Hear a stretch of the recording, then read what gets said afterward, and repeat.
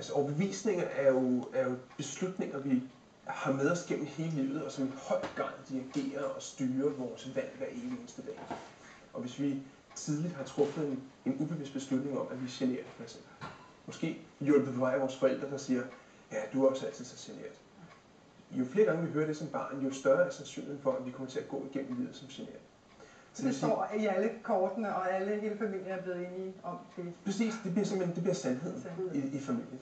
Og det oplever vi jo i vores arbejde med voksne, at nogle af de største udfordringer, de mennesker, vi arbejder med, har, det er de gamle overbevisninger, som de har fået med sig helt fra de var barn af. Og det er i virkeligheden også det, jeg tror, at vores kursister oplever, når de hører om det.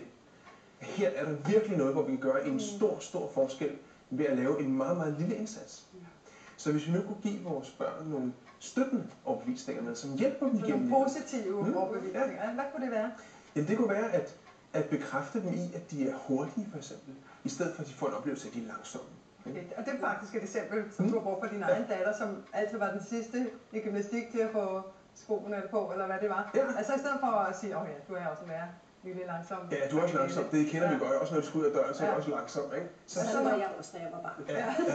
Og så finder du et sted, hvor hun er hurtig og siger, det var hurtigt med de der snørebånd i det. Ja, så har vi mulighed for at neutralisere i virkeligheden og ændre de her overbevisninger, så ikke de kommer til at blive cementeret i vores barneliv, men at vi kan få nogle overbevisninger, der støtter os mere.